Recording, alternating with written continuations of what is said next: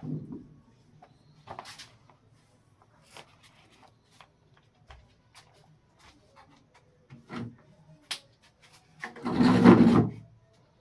Guys, नमस्कार, श्री राधा राधा।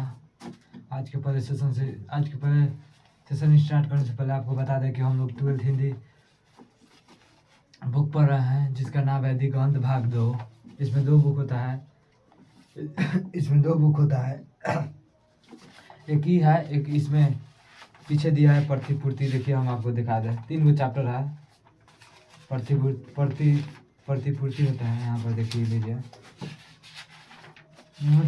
प्रतिपूर्ति से ज़्यादा तब क्वेश्चन नहीं पूछा जाता है। यहाँ पर देखिए, यहाँ पर आपको दिखा दें, देखिए यहाँ पर प्रतिपूर्ति। और जो हुआ था लेखक इसमें काव्य गद्य खंड है और काव्य खंड है। इसमें से हम आपको काव्य खंड का और गद्य खंड का लेखक के बारे में और किस चैप्टर के किस लेखक है उसके बारे में हम आपको जानकारी प्राप्त कर दिए थे। और लेखक जो गद्य खंड है उसमें फर्स्ट चैप्टर है जो बातचीत, और जिसके लेखक है बालकृष्ण भट्ट। उनके जीवन परिचय के बारे में हम अगले वीडियो डाले हैं, उसमें हम बताए हैं। और आज पूरे चैप्टर को हम पढ़ेंगे और देखते हैं कहाँ तक आज पढ़ाई होता है। देख लीजिए, यहाँ पर लिख दीजिए 12th हिंदी। फिजिक्स भी पढ़ाया जाता है, लेकिन फिजिक्स का 5 बजे सुबह 4 बजे फिजिक्स का और 5 बजे हिंदी का वीडियो अपलोड कर दिया जाएगा। यहाँ पर देखिए बातचीत चैप्टर पार्ट निकाल लीजिएगा यहाँ पर। और देखिए, हम स्टार्ट कर रहे हैं अपने आज की सेशन। देखिए यहाँ पर इसे तो सभी स्वीकार करेंगे कि अनेक प्रकार की शक्तियों जो वरदान की भांति ईश्वर ने मनुष्य को दी है, उनमें वाक्सित भी एक है। यदि मनुष्य की और इंद्रियां अपनी अपनी शक्तियों अवकील रहती है तो वाक्सित मनुष्य में ना होती, तो हम नहीं जानते कि इस गूंगी सृष्टि का क्या हाल होता है। इसमें जो बातचीत निबंध है, इसमें लेखक बताना चाहते हैं कि अगर हम बोल नहीं पाते, ना जाने इस रचित सृष्टि का क्या होता है। माने बातचीत लेखक बताते हैं कि लेखक जो बख्शित यानी बोलचाल जो होता है उसको ईश्वर का वरदान बताए हैं लेखक। आगे चलिए, यहाँ यदि मनुष्य की ओर इंद्रियां अपनी अपनी शक्तियों में अकील रहती है और वाक्सित मनुष्य में ना हो, तो हमें नहीं जानते कि इस गूंगे सृष्टि का क्या होता। सब लुझ पुछ से हो मान कौन है बैठा दिया गया होते, और जो कुछ सुख दुख का अनुभव हमें अपनी दूसरी इंद्रियों के द्वारा करते हैं, उसे अवक होने के कारण आपस में एक दूसरे से कुछ ना कह सुन सकते। माने अगर हम बोलते नहीं तो हम अपने दुख सुख किसी से प्रकट नहीं करते हैं। आज के समय में जो होता है, हमारी दुख किसी तकलीफ होता है, कोई भी समस्या होता है, जो हम अपने माता पिता से बताते हैं या जो हमारे दोस्त होते हैं उनसे हम बताते हैं। यही लेखक बताना चाहते हैं। और देखिए यहाँ पर इस बख्शित ने अनेक फायदे में स्पीच विकृतता और बातचीत दोनों है, किंतु स्पीच से बातचीत का ढंग ही निराला है। बातचीत में वक्त को नखारा जाहिर करने का मौका नहीं दिया जाता है। वह बड़े अंदाज से गान कर पांव रखता हुआ पुलपिट पर जा खड़ा हो और पुण्य वचन या दिन पाठ की भांति घड़िया तक साहबान मजलिस चेयरमैन लेडीज जेंटलमैन की बहुत ही स्तुति करवाया है, और तब किसी तरह वक्तृत्व का आरंभ करे जहाँ कोई मम्र या नोक की चुटली बात वक्ता में उसके मुख से निकली की ताली ध्वनि से कमरा गूंज उठा। इसीलिए वक्त को खमजा ढूंढ कर एक ऐसा मौका अपनी वक्तृता में लाना ही पड़ता है जिसमें करतल ध्वनियों अवश्य हो। इसमें लेखक अपने जो बातचीत का हुनर है उसमें बताना चाहते हैं कि बातचीत बहुत ही ढंग से किया जाता है। जो स्पीच होता है उसमें जो है लिख कर लाया जाता है और गिन गिन कर उसमें पढ़ा जाता है। इतना लाइन का स्पीच होता है। जो बातचीत होता है वो ना जाने एक आदमी एक जगह एक दोस्त बैठकर बातचीत करेगा तो वो दिन भर रात भर बातचीत करते रहेगा, उसका बात कभी उड़ा ही नहीं सकता है।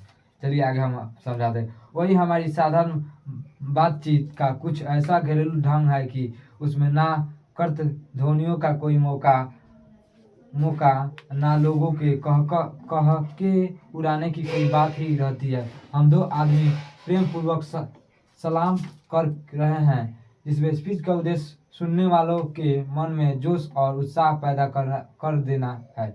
जो स्पीच होता है, जो कोई भी स्पीच देता है, कोई भी भाषण देता है, जैसे नेता विधायक होते हैं वो भाषण देते हैं, लोगों को भीतर जुनून और प्रेरणा देते हैं, उत्साहित होते हैं, ताकि वह लोग और जुनूनी होके और कोई भी काम को सही तरीके से करे और उसमें अपनी समय को दे और आगे बढ़े। यही बताते हैं। मुस्कुराहट से होठों का केवल फर्क उठाना ही इस हंसी की अंतिम आवाज है।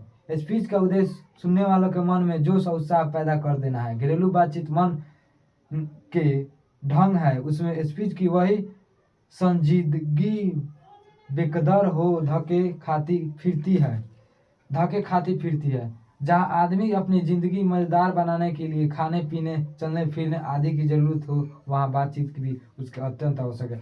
मैं कोई भी व्यक्ति अपने मजे के लिए, अपने एथी के लिए, स्वार्थ के लिए खाता पीता है और जो अपनी आवश्यकता को पूर्ति करता है, वहाँ बातचीत भी सबसे महत्वपूर्ण लेखक मानते हैं।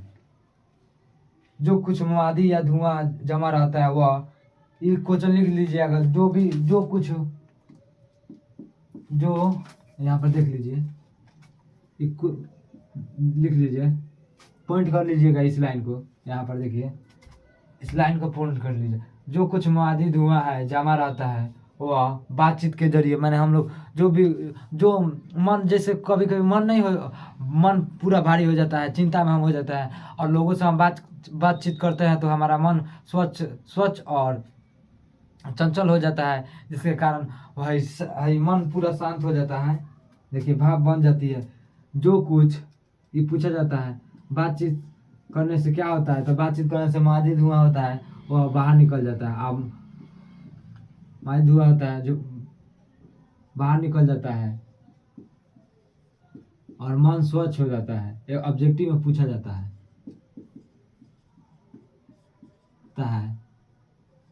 बातचीत के जरिए जो मवादी या धुआं रहता है वो बाहर निकल जाता है और मन पूरी तरह स्वच्छ या हल्का हो जाता है। मैं जो भी महादी धुआं रहता है वो मन बातचीत करते हैं तो महादी जो धुआं रहता है वो बातचीत के जरिए मन स्वच्छ और हल्का हो जाता है। मन स्वच्छ और हल्का हो जाता है। देखिए आगे पढ़ते हैं, देखिएगा वहाँ पर टिक लगा लीजिएगा। जो कुछ मादी धुआं है, इससे ऑब्जेक्टिव पूछा है, क्वेश्चन में निकाल के देखिएगा। बातचीत देखिए यहाँ पर हल्का स्वच्छ परम आनंद में मगन हो जाती है। बातचीत का भी एक खास तरह का मजा होता है। माने बातचीत करते हैं तो एक खास तरह का मजा होता है। कोई भी बात हंसी मजाक करते हैं एक दूसरे से और बहुत ही लाभदायक होता है। यहाँ पर देखिए, जिनको बातचीत करने की लत पड़ जाती है इसकी पीछे खान पीना भी छोड़ बैठते हैं। जब कोई हम लोग बातचीत किसी से करते हैं तो बात करते रह जाता है, खाना पीना पर ध्यान ही नहीं देता है।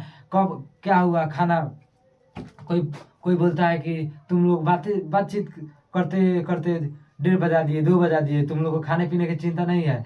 मम्मी पापा कहते हैं, यहाँ पर देखिए कोई भी कहता है, गाँव वाले देखिए यहाँ पर बातचीत का भी एक खास तरह का मजा होता है। जिनके बातचीत करने के लिए लत पड़ जाती है, उसको खाना पीना सब भूल जाता है।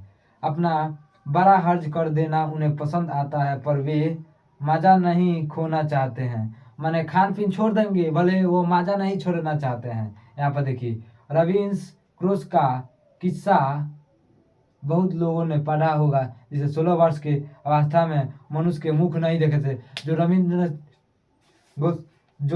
रविंस क्रोस थे वह 16 वर्ष के अवस्था में मनुष्य के मुख नहीं देखे थे।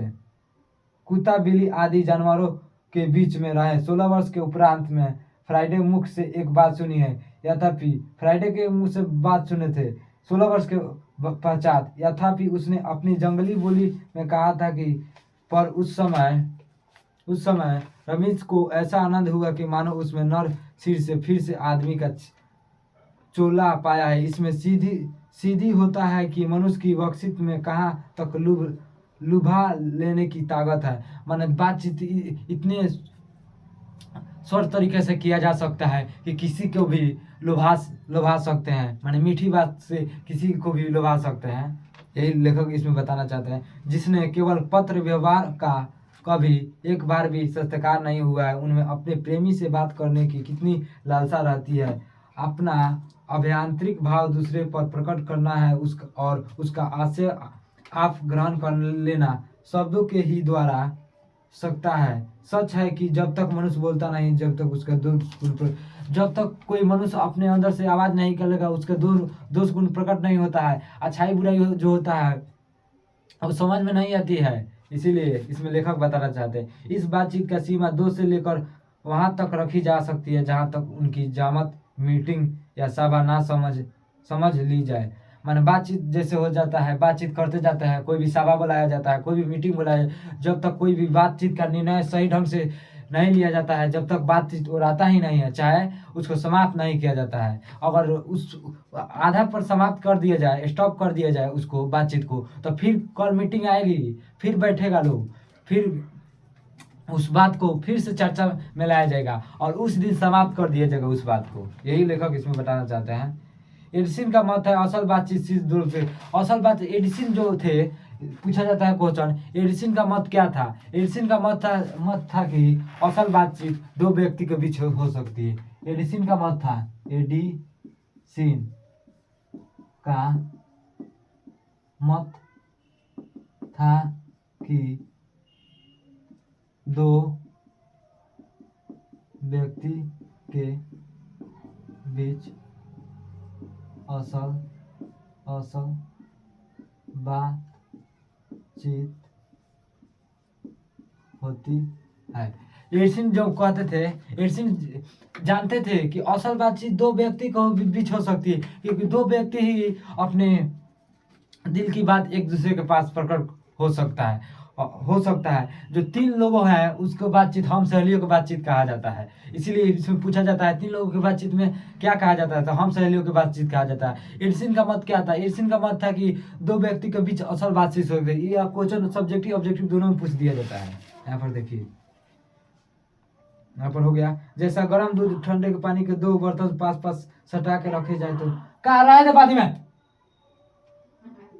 दूसरे में पहुंच जाता है, अर्थात दूध ठंडा हो जाता है और पानी गर्म। वैसे ही 2 आदमी पास बैठा हो तो एक गुप्त असर दूसरे पर पहुंच जाता है, चाहे वो एक दूसरे को देख भी नहीं तब बोलने कौन कहे एक के शरीर के विद्युत दूसरे में प्रवेश करने लगती है। जब पास बैठने का इतना असर होता है तब तक बातचीत में कितना अधिक असर होगा इसे कौन ना स्वीकार करेगा कि अस्तित्व अब इस बात को 3 आदमियों का साधन देखना चाहिए। मनो एक त्रिकोण सा बन जाता है। मन जो होता है एक त्रिकोण सा बन जाता है, चारों ओर घूमने लगता है। जो बातचीत करते हैं वो चारों तरफ फैल जाता है, इधर का बात उधर का बात हम लोग करने लगते हैं। 3 चिंतन मानो तीनों कोण है, तीनों की सांस देखना चाहिए। मानो एक त्रिकोण सा बन जाता है। मनोवृत्ति के प्रश्न के धारा मानो उसमें त्रिकोण की 3 रेखाएं हैं। गुपचुप असर तो उन तीनों में परस्पर होता ही है। जो बातचीत 3 में की गई है वो मानो अंगूठी में नाक सी जड़ जाती है। उपरांत जब चर्चा 4 आदमी हुई तब बेतकाल्फी को बिल्कुल स्थान नहीं रहता है। जब 4 लोग होते हैं तो उनका बातचीत का कोई अस्तित्व नहीं रहता है, वहाँ पर ठहर भी नहीं सकते ज़्यादातर। यहाँ पर इस बातचीत का अनेक भेद है। दो बूढ़े की बातचीत प्रायः जमाने की शिकायत पर हुआ करती है। दो दो बूढ़े जो बूढ़े व्यक्ति हैं वो पुराने ज़माने की शिकायत अपने में करेंगे, यही बात इसमें। प्राय अंग्रेजी राज प्रदेश में पुराने समय के रीति नीति का अनुवाद एवं इस समय के सब भांति लाकर नौजवानों की निंदा उनकी बातचीत का मुख्य प्रकरण होगा। पढ़े लिखे हुए के लिए तो शेक्सपियर, मिल्टन, मिल और स्पेंस जीभ पर नाचना करेंगे। अपनी लायक में नशे में हम चुनी दिगारो नचते अखरपन की चर्चा छोड़ेंगे। दो हम सहेलियों के बातचीत का कुछ जायका ही निराला है। इस रस का समुद्र मानो ऊपर आ चला आ रहा है। इस पूरा स्वाद उन्हें पूछना चाहिए जिन्हें ऐसा कि रस सनी बात सुनने का कोई भाग लड़ रहा है। दो बूढ़ियों व्यक्ति के बातचीत मुख्य प्रकरण बहु बेटियों वाली होती है। माने जो दो सास बहू की बातचीत होती है, सास की जो बात होती है, दो बूढ़ी माँ होगी जो वह बहू के बारे में ही शिकायत कर रही होगी, यही इसमें लेखक बताना चाहते हैं। दो जो बहू होगी वो सास के बारे में ही बताना चाहती है। यहाँ पर देखिए अपनी ओर चुंडखाने की बातचीत निराली है। निधन की बात करने की अनेक प्रकार है। यूरोप के लोगों में लेखक कहते हैं यूरोप के लोगों में असल बातचीत यूरोप के लोगों में ही पाई जाती है, जिसे यूरोप के लोगों को कहा जाता है आर्ट ऑफ कन्वेंशनल। और जो इसमें लेखक कहते हैं इसमें आर्ट ऑफ कन्वेंशन कहा जाता है। इसको टिक आउट कर लीजिएगा। किसको आर्ट ऑफ कन्वेंशन कहा जाता है? यूरोप के लोगों को क्या कहा जाता है? यह भी क्वेश्चन पूछ दिया जाता है आर्ट ऑफ कन्वेंशनल, आपकी 2025 में पूछा हुआ था। यहाँ पर देखिए लाइन बाय लाइन इसको पढ़ लीजिएगा। यहाँ पर आपका चैप्टर समाप्त हो जाएगा। इसमें कुछ है नहीं, समाप्त है। यहाँ पर समाप्त है, मानिए इसका समाप्त है, इसमें कुछ नहीं है। लाइन बाय लाइन पढ़ लीजिएगा और कल हम आपको क्वेश्चन आंसर करा देंगे इसका। बस आपका ये समाप्त हो गया चैप्टर। कल आपका ये बातचीत चैप्टर समाप्त हो जाएगा। आपका क्वेश्चन आंसर करा दिया जाएगा, ऑब्जेक्टिव भी आपको करा दिया जाएगा। चैप्टर समाप्त। और कल इसका सब्जेक्टिव करा दिया जाएगा। और परसों जो होगा उसने कहा था कहानी चैप्टर 2 का लेखक के बारे में जितना परिचय होगा, कहानी को पढ़ेंगे लाइन बाय लाइन। ये निबंध है, आप पढ़ लीजिएगा, हम आधा पढ़ा दिए। इसमें कुछ इंपॉर्टेंट नहीं है, जो भी इंपॉर्टेंट था पहले हम बता दिए थे। जो मादी धुआं होता है बातचीत के जरिए भाप निकल जाता है। इनका मत है कि असल बातचीत 2 व्यक्ति के बीच हो सकती है और 3 व्यक्ति के बीच हम सहेलियों की बात होती है। जो यूरोप के लोगों को आर्ट ऑफ कन्वेंशन कहा जाता है। आर्ट ऑफ कन्वेंशन किसे कहा जाता है? यूरोप के लोगों में। और बेन जॉनसन का कहना है कि असल बातचीत 2 व्यक्ति के बीच बेन जॉनसन का कहना है कि बोलने से ही मनुष्य की संस्कार होती है। माने उसके अच्छे बुरे दिन की ख्याल आती है, उसके गुण जो अंदर है उसका प्रकट होता है, उसका दोष भी प्रकट होता है। यही इसमें निबंध में है, इसमें ज़्यादा कुछ नहीं है। और कल हम इस चैप्टर का आपका जितना भी सब्जेक्टिव होगा 5 नंबरिया व्याख्या करने के लिए आपको हम सिखाएंगे। बात यह सब। और उसके बाद एक चैप्टर पढ़ाई होगा। उसके बाद हम पढ़ेंगे काव्य खंड, जो पहला चैप्टर है कबरक, जिसका लेखक है जायसी जी, उसको पढ़ेंगे। फिर ये 2 चैप्टर हो गया। फिर एक ग्रामर का चैप्टर पढ़ेंगे। इसके बाद यह 3 चैप्टर, एक ग्रामर, एक बुक, एक काव्य खंड से 3 गो चैप्टर समाप्त करेंगे। उसके बाद फिर गद्य खंड का एक चैप्टर उसने कहा था। फिर पढ़ेंगे पद जो सूरदास का है। फिर एक चैप्टर ग्रामर का समाप्त कर देंगे। इसी तरह पूरा चैप्टर आपका अक्टूबर तक हिंदी का पूरा सिलेबस समाप्त कर दिया जाएगा यहीं पर। और चलते हैं, इस वीडियो को ज़्यादा से ज़्यादा शेयर कीजिएगा और पढ़िएगा। जो भी हम इम्पोर्टेंट पॉइंट बता दिए हैं, या सब्जेक्टिव में कुछ क्वेश्चन पूछ दिया जाता है, कुछ मादी धुआं रहता है, और बातचीत के जरिए भाप निकल कर बाहर निकल जाता है। यह भी क्वेश्चन पूछा जाता है कि आर्ट ऑफ कन्वेंशन किस लोगों को कहा जाता है? यूरोप के लोगों में। यह हम आपको बता दिए हैं। और जो होगा हम कल इस चैप्टर का सब्जेक्टिव करा देंगे। चलते हैं। जय श्री राम।